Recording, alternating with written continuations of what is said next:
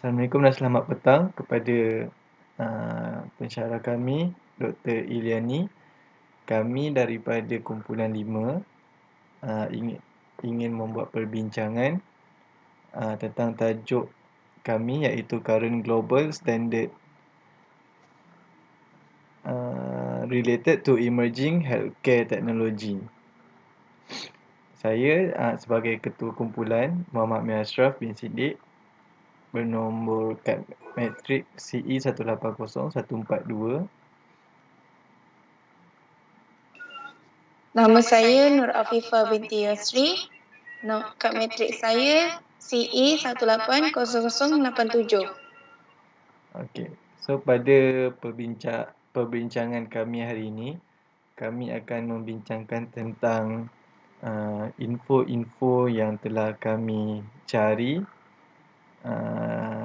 berkaitan dengan tajuk kami, iaitu Current Global Standard Related to Emerging Healthcare Technology, dan juga kami akan membincangkan tentang pembahagian tugas untuk menulis paper review. Okey, so pada pertama sekali saya ingin bincangkan tentang rubrik permarkahan dahulu. So Afifah, okey saya bincangkan tentang rubrik dulu. Boleh. Kita bincang rubrik dahulu. Okey. Untuk perbincangan kita tengok pada dua pemarkahan, iaitu untuk professionalism dan juga demonstration of awareness. Okey. Yang pertama sekali adalah punctuality and attendance. So, in order to obtain the full marks on these sections, so we must be on time and attend the discussion voluntarily. So, kita kena on time lah, tak boleh lambat, ataupun kalau boleh, jika tak ada masalah apa-apa, kita start kita punya discussion kita, perbincangan kita on time. Sebab dalam group kita declare kita punya group untuk buat discussion ni pada 9 bulan 1 2021 pada pukul 2 petang. Okay. And then for speaking style, to get the maximum marks, we must consistently use eye contact, tone of voice, and a level of enthusiasm in a way that kept the attention of the group. So dalam konteks ini, kita kena berkomunikasi antara dua hala. Alright. Okay, so maksudnya tak ada miscommunication lah dekat situ. So kita kena berkomunikasi antara dua hala. Okay, and then the next point is personal appearance. Personal appearance untuk markah maksimum, we must exhibit professional appearance. So make sure tidy and neat. Sebab kita sekarang ni dalam ODL kan. So semua maybe pun dekat rumah masing-masing. So dalam kita punya discussion, video discussion ni, kita mesti berpakaian yang kemas lah. Okay. Yang seterusnya untuk demonstration of awareness. So first point is preparation. Almost always prepare with required materials and preparation work for discussion. So untuk point dekat sini, kita mesti prepare apa yang kita nak bincangkan, dan juga bahan-bahan yang sepatutnya lah. Macam kita dalam perbincangan kita hari ni, kita nak bincangkan tentang info-info yang telah kita dapat melalui pencarian. So kita akan bincangkan, so pastikan info-info tu semua adalah. Okay, and then point seterusnya, accuracy of information presented. So to obtain the full marks, all information presented in the discussion was clear, accurate. Okay, so make sure yang info yang kita ambil untuk kita jadikan bahan rujukan kita tu adalah info yang tepat lah. Kalau boleh jangan ada yang, sebab usually orang akan tengok pada Wikipedia. Kita bukan tak boleh percaya Wikipedia, tapi sebab benda tu orang boleh ubah, so better kita ambil daripada info Jurnal yang orang. daripada jurnal yang verified kan. So benda tu is macam certified lah. Okay, and then listening skills. So to get for maximum marks on listening skills, always listen respectfully to the perspective of others. Okay. So dalam listening skill, tapi tak apa kalau kita dalam perbincangan kita nanti, kalau ada apa-apa Afifah nak tanya ke ataupun saya nak tanya Afifah, nanti kita boleh itulah, boleh orang kata mencelah lah kan, mana tahu ada idea apa-apa ke yang boleh dibangkitkan. Okay. Okay, so Two-way communication. Yes. Okay. So untuk kita punya discussion ni, itu rubrik markah yang ditetapkan. So hopefully kita mampu memenuhilah setiap rubrik pemarkahan ni. InsyaAllah. Okay, so kita punya tajuk adalah Current Global Standard Related to Emerging Healthcare Technology. Apa yang kami boleh simpulkan untuk tajuk ni adalah standard-standard yang ditetapkan yang perlu mematuhi, yang perlu dipatuhi oleh agensi-agensi yang bertanggungjawab untuk healthcare teknologi, untuk apa kita panggil, teknologi perubatan lah dekat tapi macam dalam kes kita ni, kita tak ada mention hanya dekat Malaysia saja kan, so kita ambil globally lah. Okay, so macam yang kita tahu, contohnya agensi yang untuk menetapkan piawaian ni macam dekat Malaysia tapi bukan dalam bidang perubatan. Contohnya kita boleh ambil sebagai SIRIM.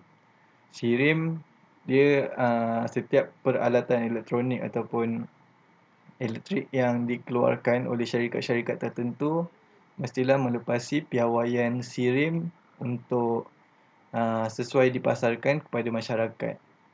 So tajuk kita ni, Current Global Standard ni adalah benda yang sama, konsep yang sama, cuma kita gunakan dalam medical punya healthcare. Perubatan. Yes, dalam bidang perubatan. Okay. So kita teruskan dengan kita punya info yang kita dah dapat.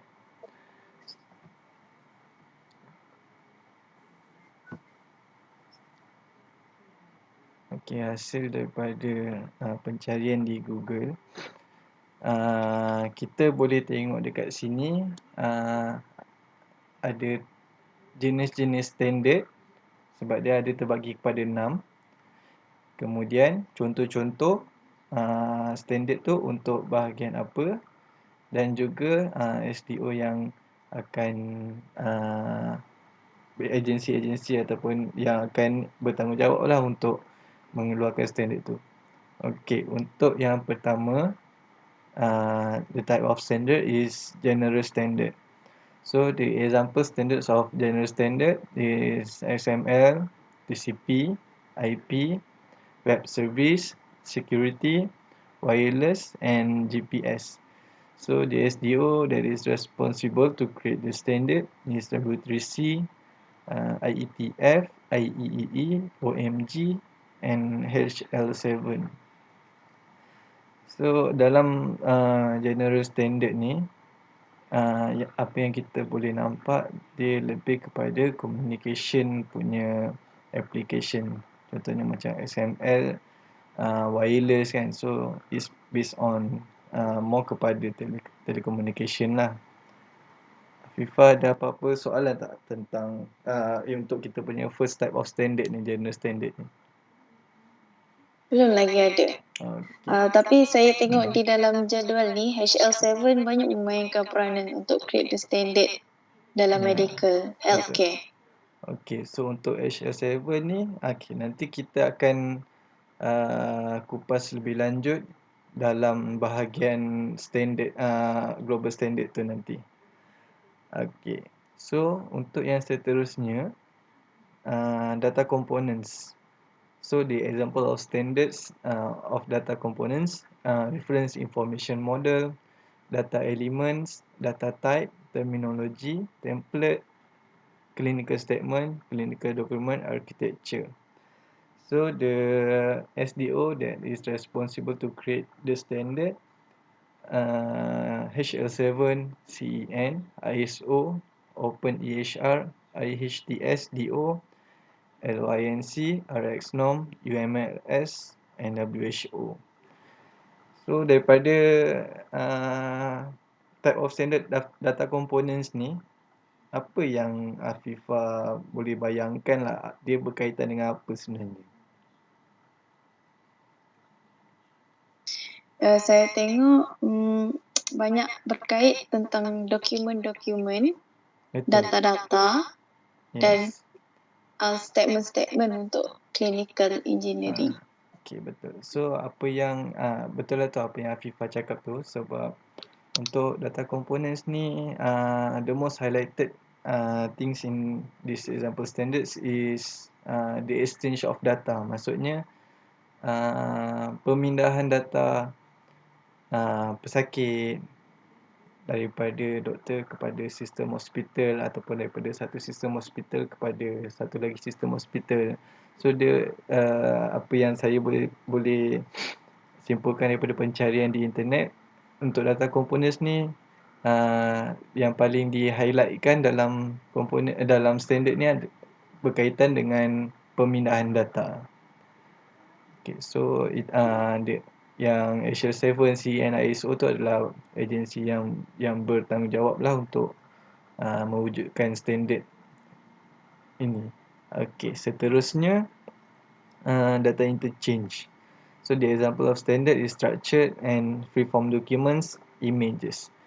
So the SDO that creating the standard is HL7, ASTM, DICOM, IEE 1073, NCPDP, X12N, CEN, and ISO.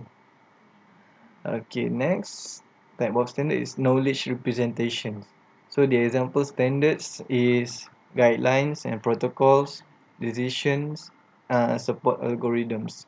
So the SDO that creating the standard is HL7 and ASTM. So untuk type of standard knowledge representation ni, dia lebih kepada SOP, cara kerja. So antara agensi yang bertanggungjawab adalah HL7 dan juga ASTM. Okay, seterusnya electronic health record. So the example of standards is functional requirement, HER models, CCR, and personal health record. So the SDO that responsible to create the standard is HL7, ASTM, CEN, and OpenEHR. Okay, so for the last one for type of standard is application level support. So the example standards of application level support is identifiers, resource registries, this is registries, toolset, and implementation manual. So the SDO that responsible to create the standard is HIPAA, HL7, ASTM, ISO, and CEN. So ini adalah rangkuman daripada badan apa yang bertanggungjawab untuk mewujudkan standard dalam bahagian apa. So melihat kepada table ni, kita dah boleh nampak sikit macam apa yang kita perlu cari nanti untuk tulis untuk kita buat review paper kita. Sebab dekat sini yang kita dapat lihat, sebab dia dah listkan, so dia memberikan kita kemudahan lah untuk kita cari data tentang agensi-agensi yang mewujudkan standard ni.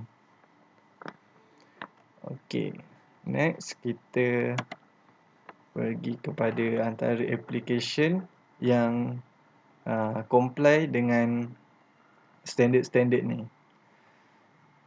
Okey, so untuk first sekali adalah ITU. ITU ni dia adalah International Telecommunication Union. So dia terbahagi kepada 3. Dia ada ITU-T, ITU-D dan juga ITU-R. So ITU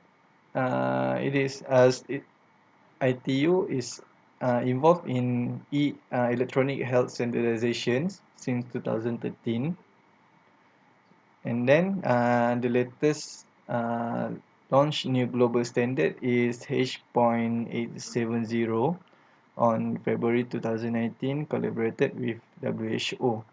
So untuk global standard yang terbaru yang dilancarkan oleh ITU ni, dia melancarkan satu standard untuk menetapkan bunyi yang dihasilkan oleh telefon pintar.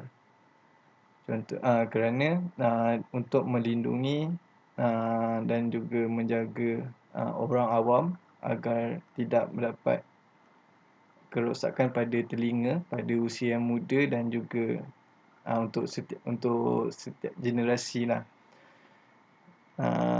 Dalam standard ni, pihak ITU telah menetapkan desibel yang sesuai yang boleh dihasilkan oleh telefon pintar untuk digunakan kepada masyarakat umum. Dan untuk yang seterusnya adalah QRDA. So QRDA is short form for Quality Reporting Document Architecture. So this QRDA is developing standard for communicating health care quality measurement information. It is the development is followed by requirement of HL7 and CDA. Okey, yang ketiga adalah Health Quality Measure Format, HQMF. So Health Quality Measure Format is a standard-based representation of quality measure as electronic measurement written in XML. So this HQMF is developed by following the requirement of HL7.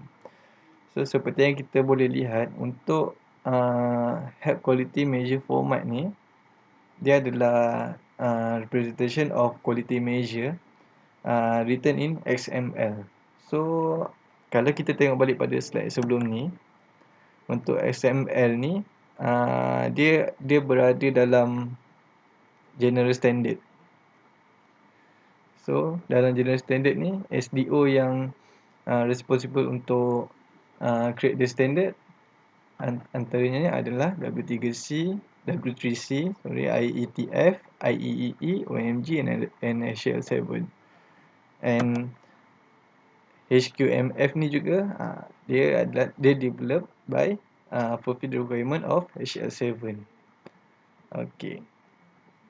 So yang seterusnya adalah HART.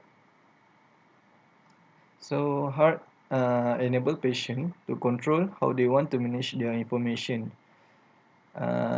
So HART ni developed by fulfill requirement of FHIR. Okay. So untuk ini adalah antara contoh-contoh yang application yang fulfill global standard ni untuk healthcare teknologi lah. So Afifah ada apa-apa soalan tak untuk application ni semua? Dia ada. Dia ada So maksudnya okey lah kan?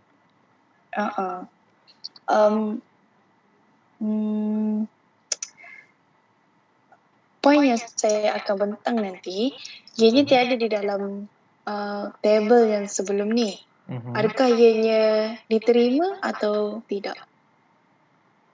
uh, kalau yang tu, tapi Afifah dapat daripada information tu daripada daripada internet. Aha. Dia berkaitan dengan standard, dengan global standard healthcare. Ianya berkaitan dengan itu. Apa contoh, cuba Afifah bentangkan dulu point tu. Dia tak, tapi tak ada dalam slide Dia ada di dalam table yang sebelum, table. yang tadi Ami bentangkan. Okey. Okey. Okey, yang tu dia mungkin sebab yang dalam table tu dia tak dia represent semua information dekat situ kan. Cuma situ antara contoh-contoh lah. Standard, global standard yang digunakan. Okey. Saya bentang dululah, nanti Ami tengok macam mana. Okey, boleh. Sekejap. Okey. Okay, so Afifah nak share screen Alright. Okay.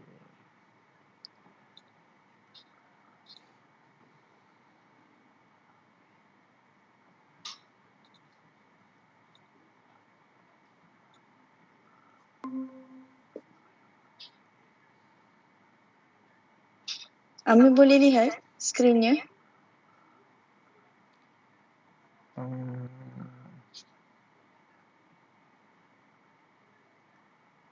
Alamak, tak keluar lah. Cuba pin to the screen.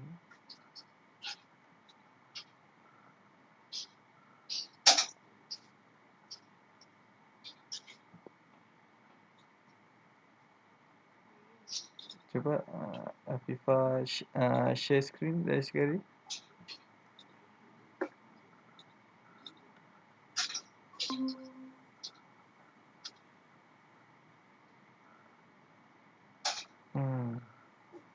Masalah sama. Okay. Maaf atas kesulitan tadi kami mengalami masalah teknikal. Slide tak nak keluar, tak nak appear dekat screen. Okay, so sekarang kami dah berjaya menyelesaikan masalah tu. So kita sambung balik perbincangan kita. So untuk next untuk seterusnya, Afifah akan membentangkan global standard yang info-info berkaitan dengan global standard yang kami cari. Okay, silakan Afifah. Alright. Okay, yang ini saya dah cuba cari di sources-sources yang ada di internet. So, for the first one is HL7. It is a standard of exchanging information between medical applications by developing electronic health record, which is EHRS. Secondly, it founded on 1987 and accredited on 1994 by American National Standard Institute. Thirdly, HL7 also transmit one or more messages such as patient record, lab record, and billing information. Application protocol for electronic data exchange in healthcare environment. Okay, HL7 ni dah ditubuhkan dah lama, 1987. Selepas peredaran zaman, mereka mewujudkan version-version yang baru seperti HL7 version 2.x, which is version 2. This version play integral part in healthcare messaging and designed to support patient care, system and environment where data in department system. Secondly, this messaging standard allow exchange clinical data between systems. Most widely implemented standard for healthcare information in the world, and this version published in 2014. Dia menambah baik daripada version yang asal. Okay, itu HL7. Okay, yang kedua, which is DICOM. DICOM is Digital Imaging and Communication in Medicine. DICOM selalunya mereka menggunakan sistem DICOM di imaging. Imaging ni adalah yang mesin X-ray. Dia untuk X-ray image. Okay, kita pergi ke dia punya maksud, which is it is a field of medical imaging that handling, storing, printing, and transmit information. DICOM group information into data set in the file of chest X-ray image. The file contain patient ID to make sure image never be separated to other patient information by mistake. DICOM ni, dia mengumpulkan maklumat dalam satu data set yang ada nama pesakit. Jika contoh kalau macam kita pergi X-ray, lepas tu ada orang lain pun second patient pergi X-ray juga. Kemungkinan untuk bertukar tu banyak. Macam peratus untuk tertukar image dia tu tinggi.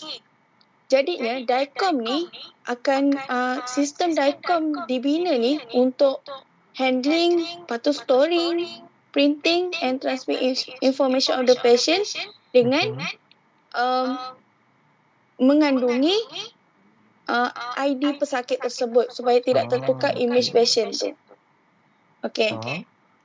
For the third global standard is Fast Healthcare Interoperability Resources, which is FHIR. FHIR is a combination the best feature of HL7 version 2, HL7 version 3, and CDA, while leveraging the latest web service technology. This FHIR exchange, store and sharing data securely. The basic element of FHIR healthcare are patient, diagnostic, reports, admission, medication, and problem list. Alright. For the fourth global standard is CCD, which is Continuity of Care Document. CCD built using HL7 Clinical Document Architecture, which is CDA element.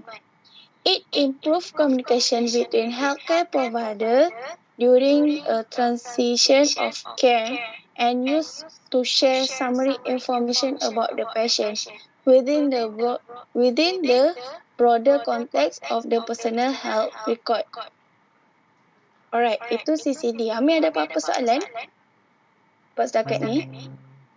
So, cuma kalau banyak yang macam kita tengok 4 contoh ni, banyak yang daripada HL7 juga.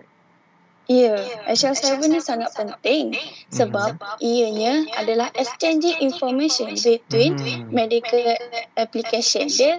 Dialah yang exchangekan information. Dia yang terlebih awal. Kita boleh nampak dia founded on 1987. Kita pun tak lahir lagi waktu tu kan. Okay. So dia lebih kepada exchanges of data jugalah kan? Ya. Okay, faham. Okay. Saya teruskan. Yang ke which is International Classification of Disease. We call it as ICD. ICD designed to collecting, processing, classification, and presentation of mortality statistics such as reporting causes of death on the death certificate. This ICD was created by United States Department of Health and Human Services and the Center for Medicare and Medicaid Service. It has 10 revisions of ICD and this 10 revision year cover from 1999 to present. This ICD is it is mortality statistic. Mortality statistik ni adalah statistik kematian yang berlaku di negara US. Mereka mencatatkan menggunakan standard ini. US menggunakan ICD. Ianya mencatatkan rekod kematian. Contoh yang ICD 9cm ni adalah dia punya yang ke-10 division. Dia dari orang yang meninggal dari 1999 sampai ke sekarang, mereka merekodkan yang meninggal ni di dalam ICD. So itu maksud ICD. Saya nak menjelas sikit. So maksudnya ICD 9cm ni dia the latest version of ICD lah kan? Ya, betul. Okay. Yang keenam is HIE, Health Information Exchanging. HIE, sharing health-related information in a secure manner and protecting the confidentiality of patient information among users. The user are doctor, nurse and other healthcare provider. HIE can reduce medication and medical error and improve public health reporting and monitoring and improve healthcare quality and outcome. Common use data set include 16 elements: patient name, sex, date of birth, race, ethnic, preferred language, care team member, allergy, medication, care plan field, problem, lab test, lab result, procedure, smoking status and vital sign. Kita boleh lihat HIE ni adalah information patient yang menyimpan information patient yang secure. Dia protect information tu dari start dari nama sampai ke vital sign dia. Biasa contoh kalau kita pergi klinik, mereka ada tulis di buku kan? Ya, betul. Di buku tu adalah sistem manual. Jadinya healthcare ni orang-orang yang membuat teknologi ni, mereka mencipta satu nama standard, dia bagi nama Health Information Exchange which is HIE.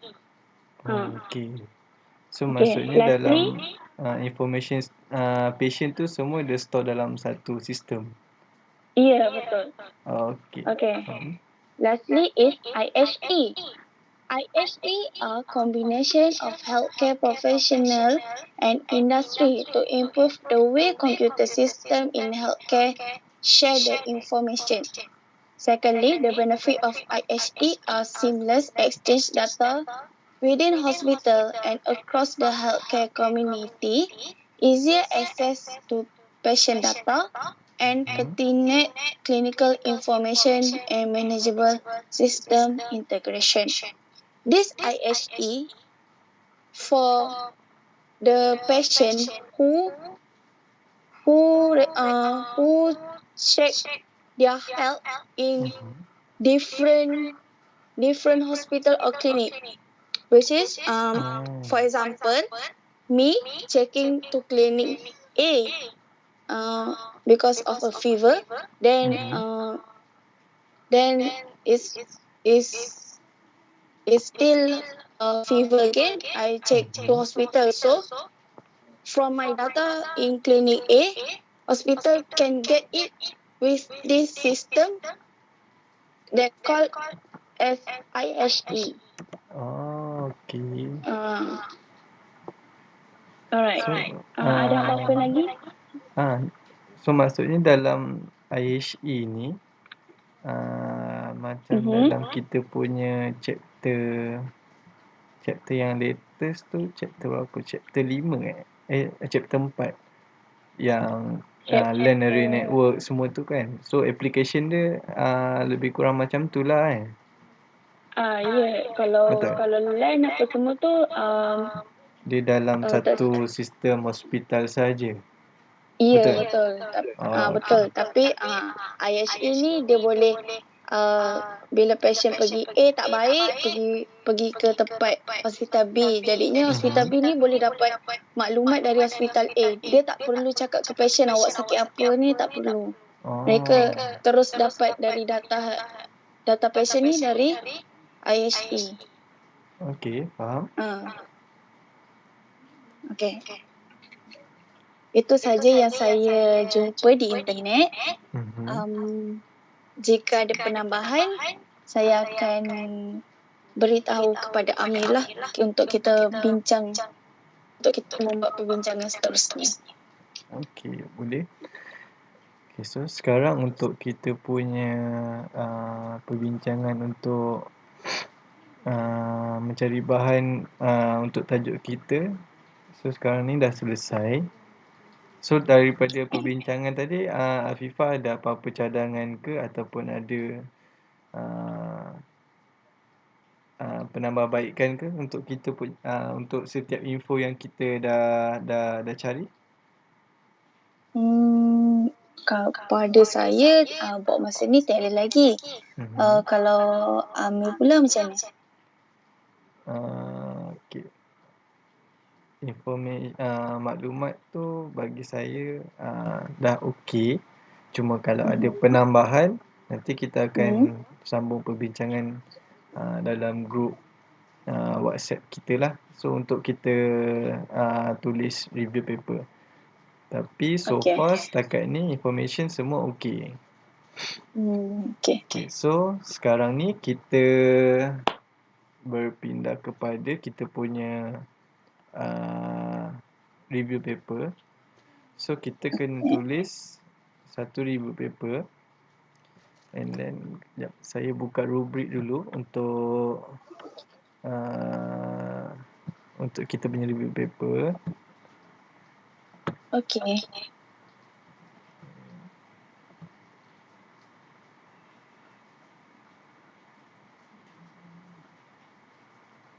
Okay, Afifah nampak tak screen? Nampak? Okay. So kalau saya buka rubrik ni boleh nampak Boleh. Okay. So untuk kita punya review paper, ada rubrik-rubrik pemakahan yang kita kena fulfill untuk kita achieve di maximum markah lah. Okay, so written review paper. Okay, untuk first draft kita adalah apa yang kita sepatutnya hantar pada 13 Januari ni, betul tak? Betul. Okay, so untuk first draft, untuk dapatkan maximum markah, requirement dia adalah the detailed draft is neatly presented and includes all the required information.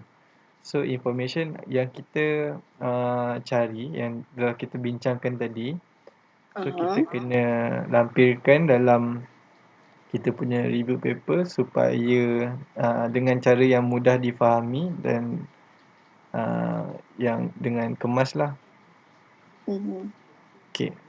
So point kedua adalah organisation.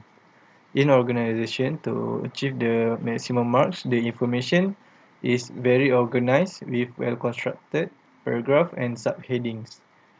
So dalam ni kita punya informasi kita semua mesti mudah difahami dan tersusun lah. Maksudnya mengikut susunan yang dah ditetapkan. Okay. And then the next one is quantity of information. So all objectives are addressed and all relevant materials are covered. So dalam kes kita sekarang ni, tajuk kita adalah current global standard related to emerging healthcare technology. So information kita ni mestilah berkaitan dengan kita punya tajuk kita. So kalau kita dalam medical, kita punya information semua tu mestilah dalam bidang medical lah. Tak boleh ambil daripada contoh daripada bidang lain punya. Walaupun standard yang sama, tapi dalam bidang lain kita tak boleh ambil. Kita kena ambil dalam bidang medical. And then seterusnya adalah source, sumber. So untuk dapatkan maksimum markah, all sources, information and graphics are accurately documented in the desired format. More than 10 related reference are identified. So kat sini kita boleh tengok reference kita, dalam kita punya review paper kita mesti kena ada reference. So reference tu lah yang akan verify kita punya data kita. Maknanya sources dari kita punya research paper orang kan maknanya. Ya, betul. Tapi Okay, macam daripada sumber pencarian kita, contohnya kalau kita tengok ada satu jurnal lain yang berkaitan dengan standard tu, kita boleh juga ambil reference tu untuk kita lampirkan sekali dalam kita punya review paper, sebab itu antara reference kita untuk memahami standard yang ada ni kan. So kita boleh letak sekali lah. Baiklah. Okay. Seterusnya next one is grammar and spelling. So to achieve the maximum marks, there must be no grammatical, spelling or punctuation errors. Okay, so yang ni biasalah grammar. So make sure kita punya spelling semua kena betul. Paling penting sekali untuk standard tu, sebab spelling dalam standard tu sangat-sangat penting. Takut nanti takut dia akan mengubah maksud kan daripada standard yang ditetapkan tu. Betul. Okay. And then the last one is accountability. So first draft and final paper is submitted on or prior to due date with all instructions follow. So kita kena submit yes, kena submit on time dengan proper lah dan follow instruction apa yang doktor dah bagi. Okay. So tu untuk kita punya review paper. So sekarang ni kita akan teruskan perbincangan kita untuk pembahagian tugas dalam review paper. Okay. Seperti yang kita difahamkan, untuk satu kumpulan kita dikehendaki untuk menulis satu review paper. So macam sebelum ni doktor ada bagi contoh review paper. So kita boleh tengok dekat review paper tu, and then kita bincang untuk pembagian tugas berdasarkan contoh yang doktor pernah bagi. Beri. Sekejap saya buka dulu review paper tu. Lama dekat mana?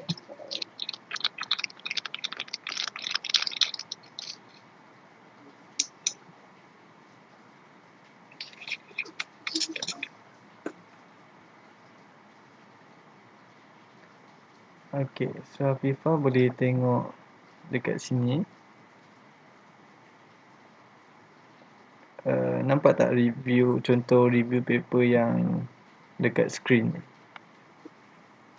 Nampak. Okay. So ini adalah contoh review paper. Nanti kita nak kena letak gambar juga ke macam tu?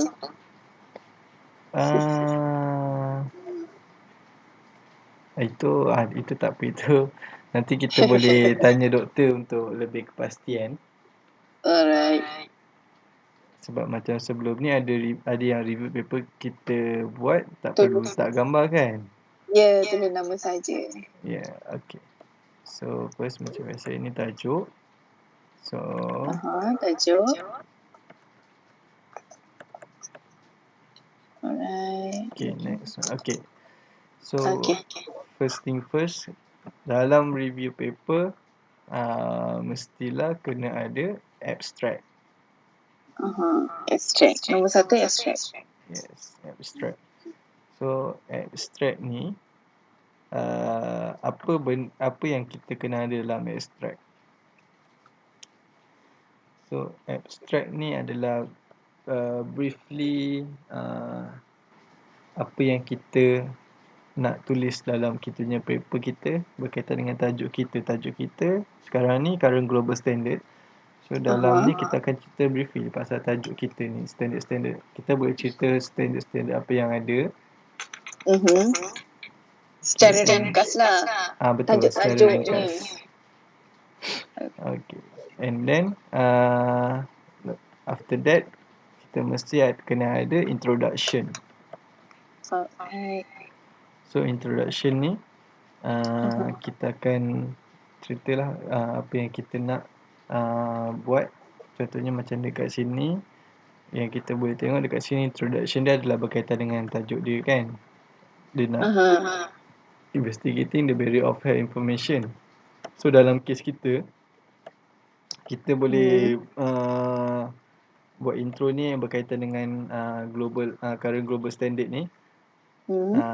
Apa yang kita nak tengok dekat dalam tu. Okay, next one is methodology. So methodology ni adalah cara macam mana kita conduct, kan? Betul? So apa yang kita so dalam kes kita ni, metodologi kita adalah banyak pencarian informasi di Google. So macam dalam kes yang ni, metodologi dia kita boleh tengok dekat dia gather information to support the literature. So maksudnya dia pun ada buat pencarian di Google juga. So dia buat research berkaitan dengan artikel-artikel, jurnal-jurnal untuk dapatkan information.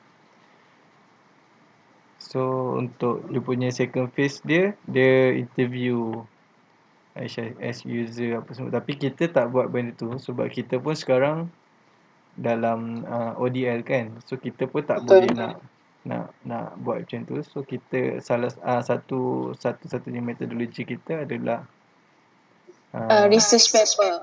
Ya, betul. Research paper dan juga journal. So untuk metodologi kita dah boleh cover up dah. And then number 3 is ini adalah kita punya content kita, isi kita.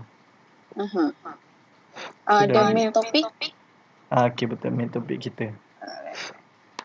So dalam main topik ni Afifah rasa apa yang kita nak kena letak dalam kita punya main topik kita? Saya rasa jika apa yang saya present tu betul, saya rasa poin-poin tajuk-tajuk tersebut boleh diletakkan di dalam main point report. Dan yang Amir present tadi boleh dimasukkan juga di dalam main topik kita di dalam report ni.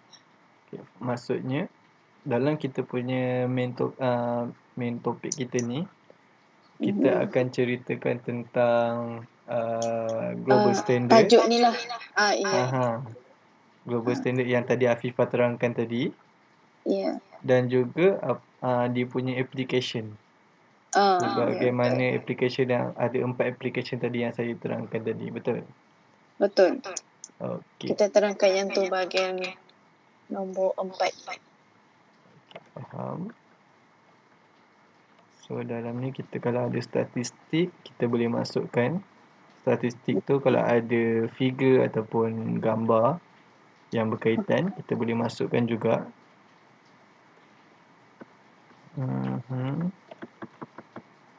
Yang seterusnya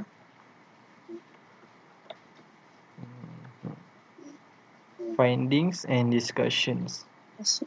So untuk finding and discussions ni apa yang kita bincangkan di dalam kita punya review paper. So untuk discussion saya ada satu cadangan. So dalam discussion ni kita boleh ataupun tidak kita relatekan global standard ni dengan keadaan dalam Malaysia sekarang. jika pada saya, jika Malaysia menggunakan global standard healthcare yang kita cari ni, apa salahnya kalau kita guna? Sebab saya ada perasan satu application yang mungkin kita boleh kaitkan dengan kita punya tajuk kita, iaitu standard global standard ni. Kalau Afifah perasan, sekarang ni negara kita sedang mengalami wabak coronavirus, betul? Betul. So satu what we call that initiative from government is they create mewujudkan satu application MySejahtera. Ya, betul. So dalam application MySejahtera, kita dia memerlukan kita untuk mengimbas QR code setiap kali kita pergi ke sesuatu tempat. So dalam okey, yang Amir cakap dulu. okey. So apa yang saya boleh nampak application tu yang berkaitan dengan global standard ni, kerana dia melibatkan pertukaran data exchange. Betul? So macam kita scan QR code, dia akan simpan kita punya data sebagai kita dalam untuk kita register apps tu, kita ada isi kita punya detail apa semua, and then dia simpan untuk jadi reference. Contohnya satu kawasan ada berlakunya kes positif COVID-19, and then orang ramai yang berada dalam radius kawasan tu semua dikehendaki untuk pergi buat swab test untuk checking apa semua kan. So itu melibatkan data exchange. So maybe kita boleh masukkan point tu dalam kita punya discussion untuk kita kaitkan dengan global standard. Ya, saya rasa global standard yang sesuai untuk aplikasi itu adalah HIE. Kalau Amir perasan, HIE adalah pertukaran data maklumat pasien untuk doktor, nurse dan healthcare yang lain. Data-data tu tersimpan secara secure. Maknanya orang lain tidak boleh tengoklah data-data tu. Dia pada saya ianya termasuk di dalam contoh-contoh global standard bagi HIE. Okey. Sebab dia ada persamaan kan daripada data exchange. Okey. So kita mungkin selepas ni kita boleh buat research sikit untuk MySejahtera, sama ada dia boleh dikaitkan dengan HIE ataupun tidak. So untuk perkara tu nanti kita boleh bincangkan dalam part finding and discussion ni lah, untuk dalam kita punya review paper kita. Tambahan, saya yakin negara kita adalah dari segi perubatan adalah yang terbaik. Betul. Saya yakin Malaysia banyak menggunakan standard-standard ni. Selepas dari diskusi untuk draft pertama, kita boleh cari untuk contoh-contoh yang lain yang Malaysia dah guna. Saya yakin Malaysia sudah guna seperti HIE, IHE, di mana pertukaran data tu menggunakan electronic device, not manually. Saya yakin Malaysia dah guna benda-benda semua ni. Global standard. So after discussion untuk first draft, nanti kita boleh buat research lagi untuk untuk cari lagi. Okay, so part finding and discussion dah selesai. And then the next part kita adalah conclusion. So conclusion ni conclude lah apa yang kita dapat. Betul. Apa yang daripada kita punya penulisan, so kita put in one conclusion lah. Untuk kita simpulkan. Alright. Okay, seterusnya acknowledgement. So acknowledgement, the way we appreciate support our first draft untuk kita tulis buat kita punya review paper. Okay, last part, reference. Okay, this one is one of the important things in the review paper sebab reference ni yang akan verify kita punya information yang kita dapat. Sebab kita pun risau kalau kita tersalah ambil maklumat yang akan leading to salah faham. So kita kena letaklah kita punya reference dekat sini. Kita listkan reference kita daripada mana kita dapat sumber maklumat tu. So baru kita boleh tahu maklumat kita yang kita dapat tu adalah benar ataupun palsu. Saya nak bertanya, untuk reference, adakah kita mengikut format IEE di mana nama, tajuk, volume dan tahun seperti IEE format lah? Adakah atau kita buat format lain? Kita boleh, kalau macam kita tengok macam dekat sini, yang penting dalam reference kita tu kita kena ada tajuk jurnal. Maksudnya jurnal apa yang kita refer mesti kena ada tajuk, and then author, optional author, tarikh dan juga tahun. Dan juga dia punya link lah.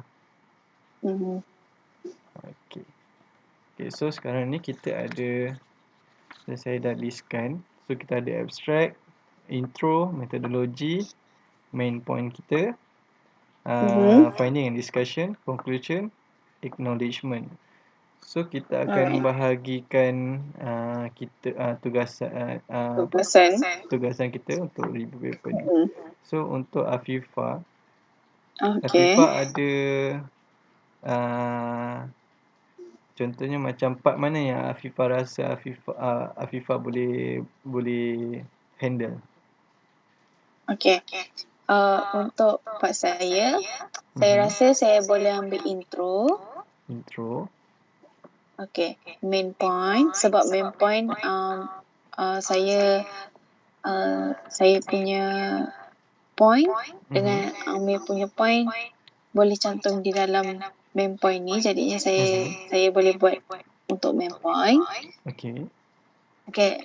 Selepas tu conclusion saya boleh buat. Okay. So daripada list ni, so Afifah akan buat intro, Afifah akan buat main point dan juga conclusion. So saya akan buat abstract, metodologi dan juga discussion and acknowledgement. Okay. So saya recordkan dulu.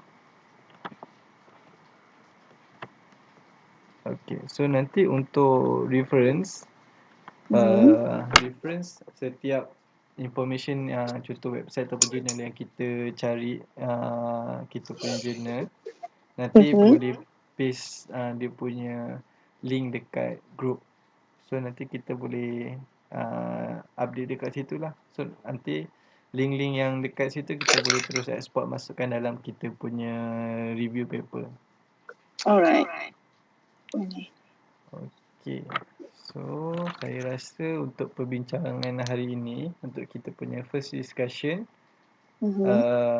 kita dah cover apa yang kita sepatutnya bincangkan, betul? Sebab tadi pada awalnya kita membincangkan, kita akan bincangkan tentang kita punya info yang berkaitan dengan tajuk kita, iaitu current global standard related to emerging healthcare technology. So saya dah bentangkan info yang saya dapat dan Afifah pun dah bentangkan info apa yang Afifah dapat. And then seterusnya kita refer dekat review paper yang contoh yang diberi oleh Dr. Iliani. untuk kita tulis kita punya review paper dan juga pembahagian tugas untuk review paper. So saya rasa cukup untuk perbincangan kita hari ini. So nanti kalau Afifah ada apa-apa pertanyaan, boleh bertanya di dalam grup. Alright. Okay. So, saya rasa itu sahaja untuk perbincangan kita malam ni. Kita tamatkan dengan Al-Fatihah dan Tasbih Kifarah.